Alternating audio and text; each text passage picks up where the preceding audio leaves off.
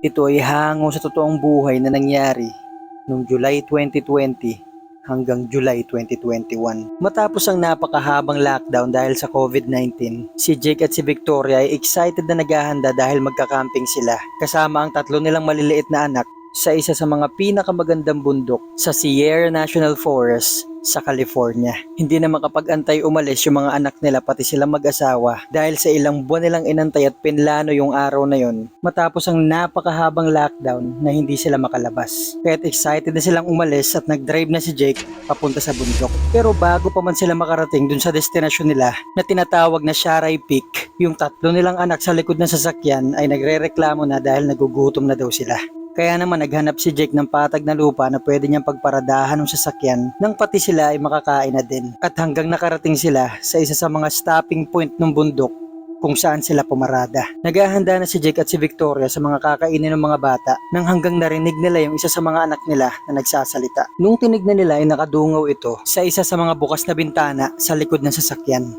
At nung tinignan naman ni Jake at ni Victoria kung saan ito nakatingin, wala naman sila makitang kahit ano o kahit sino, kundi mga damuhan lang, putek at mga matataas na puno. Kaya tinanong na nila tong anak nila kung sino yung kinakausap niya at hindi sila nakapagsalita parehas sa sinabi nito. Sa sobrang kinalabutan sila sa sinabi ng 3 taong gulang na anak nila, ay pinaandar ulit ni Jake yung sasakyan at nagmadaling mag-drive pababa ng bundok hanggang sa makauwi sila. Ni hindi na nila pinakain yung mga bata at tandaan pa natin na ilang buwan pinlano at inantay ng mag-asawa makapunta sa Sharay Peak. Pero dahil lang dun sa sinabi ng 3 taong anak nila ay kinancel nila to dahil sa sobrang nakakakilabot at nakakatakot yung imaheng pumasok sa isip nilang dalawa dun sa sinabi nung anak nila na kahit ako mismo ay kinikilabutan habang ginagawa at ine-edit ko tong video na to. Kung mahilig kayo mag-camping o mag-hiking, mag-overnight, o kung nakatira man kayo sa lugar na magkakalayo ang bahay, ay may tatatak sa inyong isang tagpo sa kwento na to. Ang kwento na to ay pwedeng maging isa sa mga nakakakilabot na kwentong narinig nyo sa internet. Kaya naman, simulan na natin ang kwento.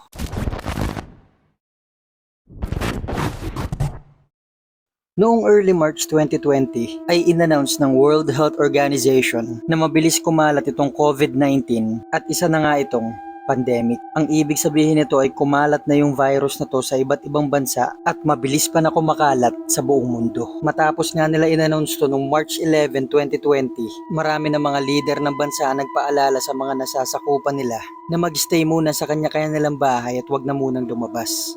At iwasan na muna ang mga physical contact sa kahit kaninong tao, kahit mga kamag-anak mo pa. Ang idea na to ay para maiwasan yung mabilis na pagkalat ng virus. Dahil nung panahon na to ay hindi pa alam kung paano maiiwasan o gagamutin yung sakit na to na napakabilis dumadami yung mga infected. Ang paniniwala ng mga leader ng mga bansa at ng mga scientists na sa ganitong paraan ay mapipigilan yung mabilis na pagkalat nito. At para sa mga susunod na buwan, makakagawa na sila ng gamot o ng vaccine para hindi magtagal, back to normal na ulit yung buhay ng mga tao. Ang kaso nga lang sa kabila nito, hindi ganito yung nangyari. Sa mga sumunod na buwan ay lalong dumami ng dumami yung mga kaso ng COVID-19 sa buong mundo na halos hindi na ito makontrol kahit yung mga leader ng iba't ibang bansa, wala silang magawa kundi maghintay sa mga susunod na announcement. At hanggang nung mga sumunod na mga buwan na nga, nung June 2020, dito na dumating sa punto na nagsimulang pumasok sa isip ng mga tao yung realidad na itong coronavirus ay hindi simpleng problema lang na may simpleng solusyon.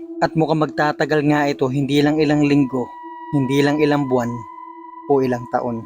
Dito na rin nagsimula mag-usap-usap yung mga leader ng mga bansa dahil kine-question na sila ng mga tao kung epektibo ba itong pag-quarantine o pagla-lockdown. Dahil maraming tao ang naghihirap, yung iba walang makain, walang trabaho, marami ding negosyo ang nagsarado dahil sa walang kita at marami ding lugar na nagkakagulo na dahil dito. At napakaraming tao rin na nagtatanong na kung paano sila mabubuhay sa quarantine. Hindi sila makalabas, makagala, makapamasyal o makapagtrabaho. At nung June 2020 na nga, si Sandra na nakatira noon sa Hawaii ay ganito din naman yung iniisip. Maraming mga naging plano at desisyon si Sandra sa buhay niya.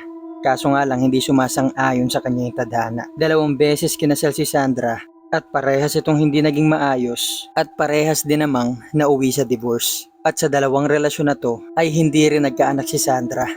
Sa kabila naman ng mga kalungkutan na dumating sa kanya, Swerte naman siya sa mga kamag-anak niya, sa kaibigan na palaging sinusuportahan at sinasamahan siya, kaya naman nalampasan niya yung mga yon. Ang kursong kinuha ni Sandra nung college ay accounting. Sa kabila naman nito ay pinag-aaralan niya rin yung wilderness survival. At nangyari naman na napansin at nakita ng mga kaibigan at kakilala niya na magaling dito si Sandra at masaya siya sa ginagawa niya. Kaya ang balak nga sana ni Sandra pagka-graduate niya ay mag-park ranger. Dahil bata pa lang siya ay mahilig na siya mag-camping, mag-hiking at palagi itong pumupunta sa mga kagubatan, sa bundok ng ilang araw. At nakakauwi naman siya ng maayos at masaya nagkikwento pa sa mga ginawa niya ng mga araw na yon. Kaya nung college ay pinag-aralan niya rin yung wilderness survival.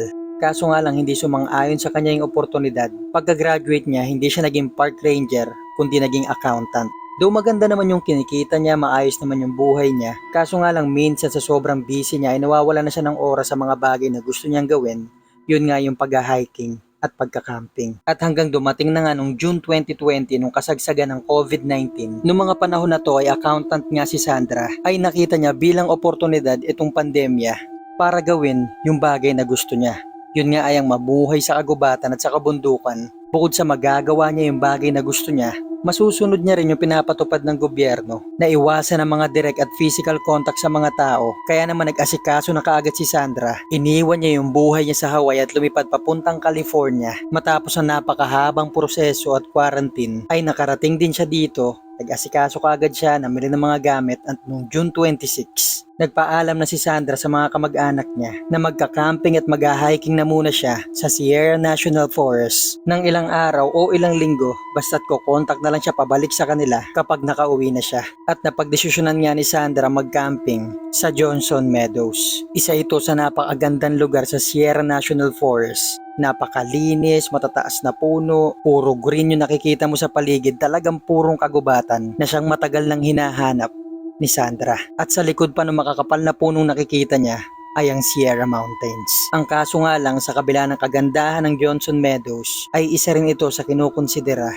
na isa sa mga delikadong lugar sa Sierra National Forest. Dahil isa ito sa mga lugar na wala masyadong pumupunta. Dahil marami dito nakatira mababangis na hayop, mga cougar, mga oso. Kaya't yung mga taong pumupunta dito ay yung may mga alam lang talaga at handa sa mga ganitong uri ng sitwasyon. At isa na nga dito, si Sandra. Dahil nakapag-aral nga siya ng mga pamumuhay sa gubat, alam niya yung mga dapat gawin kapag naka-encounter ang mga ganitong hayop. Bukod pa dito, kumpleto yung mga gamit na dala niya. Kaya naman pagdating niya dito, pinarada niya na yung sasakyan sa gilid ng kalsada para hindi niya maharangan yung mga sasakyan kung sakali may mga taong dadaan din. Kinuha niya na yung mga gamit na binili niya at nagsimula na siya mag-hike sa Johnson Meadows at naghanap kung saan siya magtatayo ng camp. Makalipas ang isang linggo, so June 26 siya nakarating doon. Nung July 2 may dalawang hiker na napadaan sa Johnson Meadows. At habang naglalakad sila dito, napansin nila sa isang gilid ng mga punuan ay may tent. Kaya naman iniwasan nila maglakad sa paligid nito dahil kapag nagka-camping ka sa gitna ng kagubatan at may narinig kang mga naglalakad sa gilid ng camp mo, mapapalabas ka talaga para tignan ito. Kaya ayaw nila yung mangyari, bilang respeto dun sa nagka-camping ay lumihis sila ng daan para iwasan yung tent na yun. Kaso nga lang habang naglalakad sila, hindi nila maiwasan syempre na tignan yung tent. At doon napansin nila na medyo magulo pala yung campsite na yun. Nakatumba yung tent, ang kalat ng paligid. Hindi nila alam kung tao ba yung gumawa nun o hayop. Pero ang isa sa pinag-aalala nila, yung mga gamit kung sino man may-ari ng campsite na yun, ay kalat-kalat. Yung ilan pa sa mga bag nito parang binuksan yung zipper, tinaktak. Parang yung taong gumawa nito ay may importanteng bagay na hinahanap na halos lahat ng bag at gamit sa loob ng tent nilabas, kinalat at sabay iniwan na lang na ganon. Kaya ang ginawa ng dalawang hiker ay iniwan na lang nila yun. Nagmarka sila dun sa mapa nila kung saan nila nakita yung tent. At nung nagkaroon ng signal tong dalawang hiker ay tumawag sila sa Madera County Police Office para i-report kung ano man yung nakita nila. At pinuntahan naman ito ng mga pulis at nakita nga nila na sobrang kalat ng campsite na yon. Wala rin sila nakitang senyales na hayop yung gumawa, kaya alam nila na tao yung gumawa nito. Tinignan nila yung mga papel at mga gamit na nakakalat at nakakuha sila ng ID at nalaman nila na si Sandra Hughes yung may-ari ng campsite. Kaya't nung bumalik yung mga pulis sa office nila ay kinontak nila yung mga kamag-anak ni Sandra para malaman at tanungin kung bakit kaya nagawa ni Sandra magkalat o sirain yung campsite niya sa sitwasyong nakita nila. Pero yung sagot ng mga kamag-anak ni Sandra ay sagot na hindi inaasahan ng mga pulis. Dahil ang inaasahan nila siguro galit, may problema, o may kaaway ito kaya binuhos niya yung galit niya sa campsite niya. Pero ang sabi ng mga kamag-anak ni Sandra ay hindi niya ito magagawa dahil si Sandra nga mismo ay nagpapaalala sa kahit sino magka-camping o mag-hiking na iwasan yung pagkakalat. Bukod dito, napakalinis at napakaingat din ni Sandra sa mga gamit niya. Kaya't sigurado silang hindi si Sandra yung gumawa nito. At dahil hindi rin nila nakita si Sandra sa paligid ng campsite niya, nung araw din na yun ay nag-file sila ng missing person dahil yung huling contact nila kay Sandra ay nung June 26 pa. Sa mga sumunod na 2 araw, may mga nag-volunteer, mga pulis at daang tao ang tumulong para hanapin si Sandra sa paligid ng Johnson Meadows. Nagsama rin sila ng aso para sundan yung amoy ni Sandra, meron din helicopter at noong mga oras din na to lahat ng mga nag-hiking, nagka-camping sa paligid ng lugar na yun ay ini-interview din ng mga pulis para tanungin kung nakita ba nila si Sandra o nakausap nila dahil nga ilang araw na itong nawawala. Kaso nga lang walang nakakita sa kanya at sa kabila ng daang mga taong naghahanap kay Sandra. Sa loob ng unang 2 araw ay wala sila makuwang kahit anong impormasyon na pwedeng mag-lead sa kanila kung saan kaya napunta o nagpunta itong si Sandra. At hanggang nung July 4, may ilang hiker na naglalakad sa paligid ng Johnson Meadow. Hanggang sa may nakita silang babae na nakatalikod sa kanila, nakasanda lang dun sa isang puno. Nakita nila umiinom ng tubig, kaso nga lang nakapaa kaya medyo nagtataka sila. Gusto sana nilang lapitan para tanungin kung okay lang siya. Hanggang sa patuloy lang sila naglalakad hanggang sa nakita nila yung buong mukha nitong babae. Mukhang okay naman siya, hindi naman mukhang takot, pagod o may problema, basta't simple lang na nakatingin sa mga punuan at bundok kung saan siya nakaharap. Hindi naman ito tumingin sa kanila kaya nagpatuloy na lang sila sa paglalakad nila. At hanggang nung nakarating sila sa parking lot, doon nila nakita yung napakaraming flyers dun sa parking lot na nawawala itong si Sandra Yus. Nung nakita nila yung muka, positibo silang lahat na kinilala na ayun yung babaeng nakita nilang nakasandal sa puno. Kaya tumawag sila kaagad ng pulis, nagpuntahan yung mga pulis dun sa lugar kung saan nila nakita. Pero hindi nila makita si Sandra kahit saan. Kinabukasan, so July 5, may nakakita nung sasakyan ni Sandra pero wala siya dito. Ang lokasyon nito ay 8 kilometro ang layo mula sa campsite niya. Ang pinagtataka ng pulis yung sitwasyon ng sasakyan ni Sandra ay halos parehas ng sitwasyon nung campsite nito. Halos lahat ng mga gamit sa loob ng sasakyan, mga papeles, mga ID ay nakakalat sa labas nito. Parang kinukuha ni Sandra yung gamit niya, titignan niya at itatapon niya sa labas. At napansin din nila na may mga gasgas yung harap nito na parang mabagal yung takbo niya pero tumama siya sa puno. Tapos medyo nalaglag yung sasakyan niya sa gilid ng kalsada pero wala naman sila nakitang mga dugo kaya mukhang okay lang si Sandra. Ang kaso nga lang, hindi nila siya makita. Nagsisimula na maging misteryoso yung kaso na to. Marami ng mga taong nagtatanong o naiintriga kung ano kaya nangyari kay Sandra. Hindi nila alam kung sinasadya niya bang hindi magpakita o magtago o maging mapag-isa muna dun sa kagubatan. Pero ang isa sa mga teorya ng mga pulis, baka kung ano nangyari kay Sandra dun sa campsite, baka nauntog siya o napasama yung tama ng ulo niya dun sa pagbangga niya sa puno, kaya hindi niya na alam kung anong ginagawa niya at kung nasaan siya. Hindi ginalaw ng mga pulis yung sasakyan ni Sandra, instead, iniwanan nila ng sulat yung sasakyan nito dahil nandito yung ilan sa mga importanteng gamit ni Sandra, baka bumalik ito at mabasa yung sulat na iniwan nila na hinahanap at namimiss na siya ng mga kamag-anak at kaibigan niya. So nagpatuloy ulit yung paghahanap kay Sandra sa lokasyon kung saan natagpuan yung sasakyan niya hanggang 1 linggo ulit yung makalipas nung July 12. Yung ilan sa mga naghahanap kay Sandra 4 kilometers away kung saan natagpuan yung sasakyan niya sa lugar na hindi nila inaasahang mapupuntahan ni Sandra dahil kinailangan pa nila ng mga hiking gear para makapunta dito. So nasa loob na sila ng Yosemite National Park, halos nasa labas na sila ng Sierra National Forest. Nasa lugar sila na tinatawag na Spotted Lake. Nakakita sila dito ng sleeping bag sa gitna ng mga punuan. Wala sila makitang kahit anong tent o pinagsigaan pero yung sleeping bag medyo bago-bago pa at mukhang nagamit pa lang ng ilang araw. At nalaman din ng mga pulis na yung sleeping bag na yun ay si Sandra ay may-ari. Kaya naman lahat ng mga researchers nila at mga rescuer pinapunta sa lugar na yun at nagsimula sila ulit maghanap pero hindi nila makita si Sandra o kahit anong senyales kung saan ito nagpunta. 7 buong araw sila naghanap sa lugar na yun, yung iba nagtayo na rin ng campsite doon. Pero nung hindi nila makita si Sandra ay umuwi na rin sila. Makalipas ulit ang ilang araw nung August 9, may mga hunter na nagdadrive pababa ng isang bundok. 8 kilometro ang layo mula sa lugar kung saan natagpuan yung sasakyan ni Sandra. So yung kalsadang dinadaanan nila ay gilid mismo ng bundok. Yung kaliwang side ng kalsada ay bangin pababa ng bundok. Yung kanang bahagi naman ay pataas na lupa yun yung paakyat ng bundok. So habang nagdadrive nga sila sa kanang bahagi, medyo mga 5 meters yung taas, may nakita silang babae na nakasandal sa isa sa mga puno dito. Nagulat yung mga hunter dahil nakakita sila na nag-iisang babae sa lugar na isolated na halos mahirap talagang akyatin. Bukod pa dito, wala siyang suot-suot na bag o kahit anong mga gamit sa katawan na pang hiking. Basta't yung babae na to parang nagre-relax lang siya, nakasandal sa puno at nakatingin siya sa malayo, parang tinitignan niya yung paligid ng bundok. Kaya't ang ginawa ng mga hunter, pumarada sila mismo dun sa tapat ng babae. So tandaan natin na yung babae na to wala sa mismong gilid ng kalsada. Nasa taas siya ng mga lupa na halos mga 4 to 5 meters yung taas. Matapos nilang pumarada, binaba nila yung mga bintana ng sasakyan nila at sinisilip nila yung babae, kinakawayan nila pero hindi ito tumitingin sa kanila.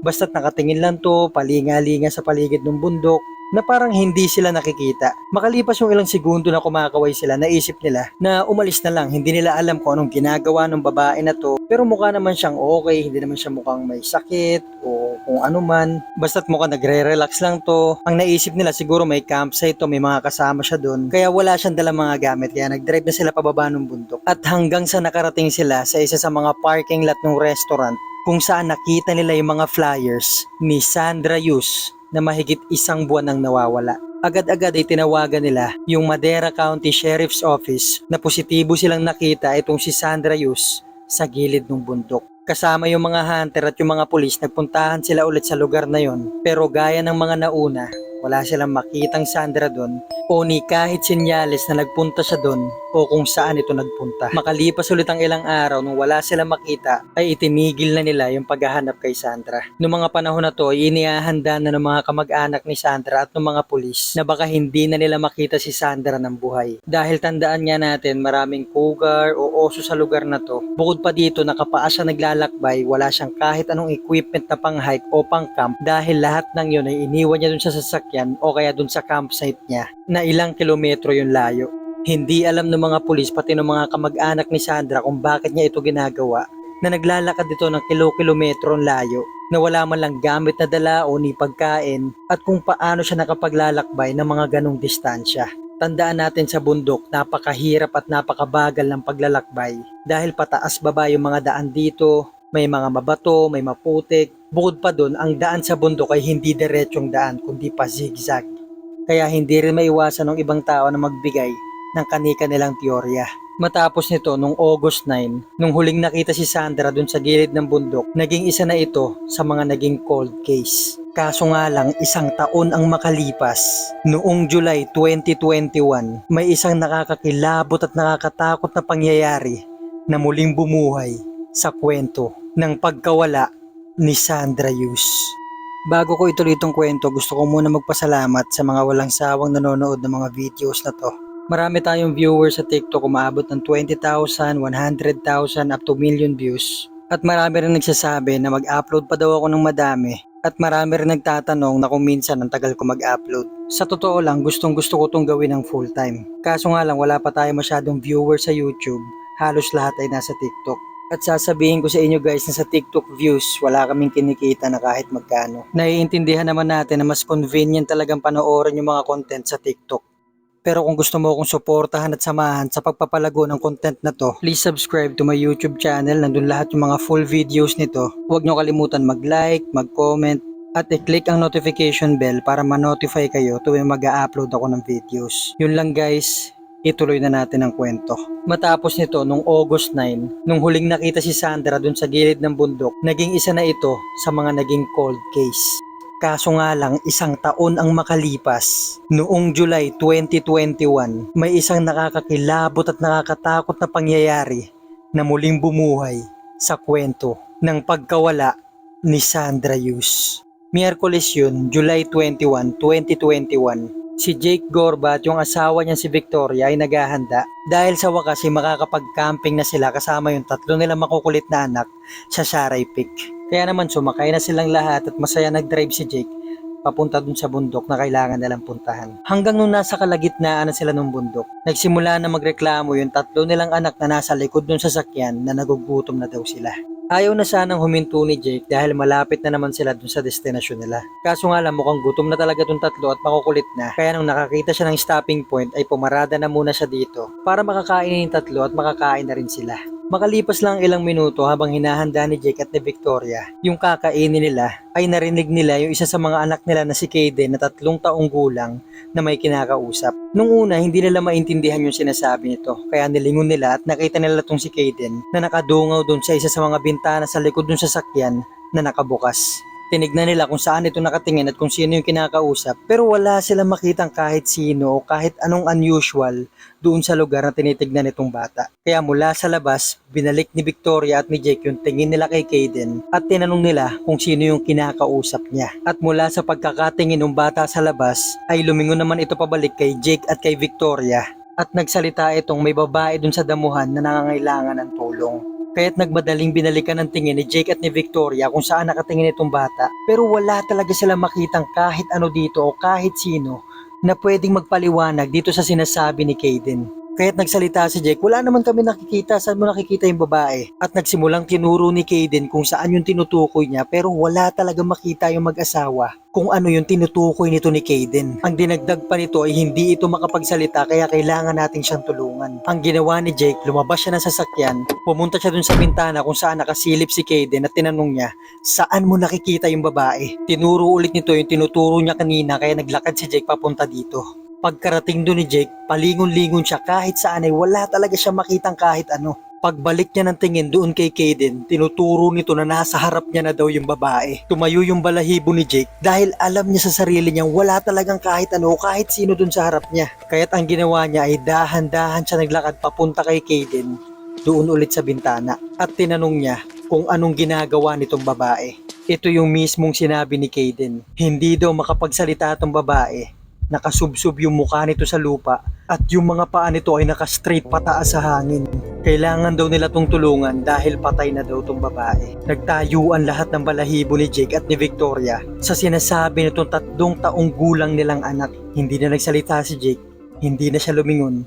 Nagmadali siyang pumasok sa sasakyan at nag-drive pababa ng bundok hanggang sa makauwi sila ay hindi sila nagsasalita mag-asawa dahil sa takot ay ayaw na nilang maalala yung mga segundo nagsasalita si Kaden na sinasabi nito yung nakikita niya. Kung gagawa tayo ng sarili nating imahe kung ano yung picture na nakikita ni Kaden sa harap niya, kahit sino ay kikilabutan ng mga oras na yon. Pagka uwi nila nung gabi na yon ay nag-post si Victoria sa Facebook account niya tungkol dun sa na-experience nila kung meron din ba naka-experience nito at dinescribe nito yung mismong sinabi ni Kaden. Kinabukasan, so July 22, 2021 ay kinontak sila ng Madera County Sheriff's Office na kung pwede sila makausap pati yung anak nila dahil yung description ng babae na pinost niya ay nagmamatch sa isang cold case na hinawakan nila 1 taon na ang nakakalipas ng isang babaeng nawawala na si Sandra Yus na ilang kilometro lang ang layo kung saan ito huling nakita.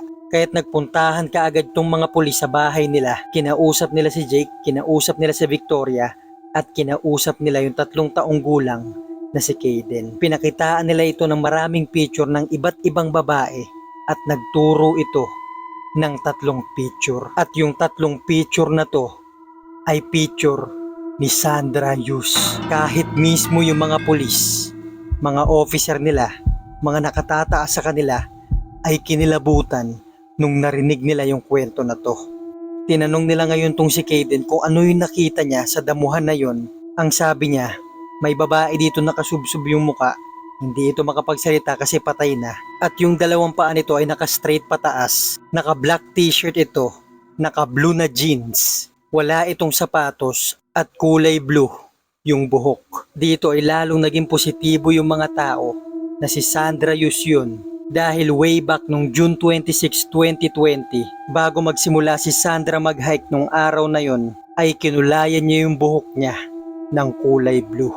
Dapat din natin ay konsidera na si Jake at si Victoria ni hindi nila alam yung kaso ni Sandra o may nawawala bang tao dun sa lugar na yon. E di lalong lalo na yung anak nilang 3 taong gulang na si Kaden.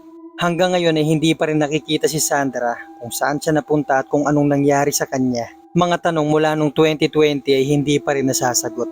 Pero ang isa sa mga pinakamalaking tanong ngayon, kung si Sandra nga kaya yung nakita ni Kaden. At idinagdag pa ni Victoria na sana tulungan yung pamilya ni Sandra na hanapin ito. Dahil kung mahigit 1 taon na nga itong nawawala, baka nangangailangan na nga ito ng tulong. At nalulungkot ito dahil nag-iisa siya. Kaya ganun na lang yung nakita ni Kaden. Hahayaan ko na kayo magbigay ng kanya-kanya yung teorya. Mag-iwan na lang kayo ng comment at huwag nyo kalimutan mag-like. At kung bago ka sa channel na to, mag-subscribe ka na at i-click ang notification bell para ma-notify ka pag may bago akong upload. Thank you guys for watching at shoutout nga pala sa mga viewers natin na to.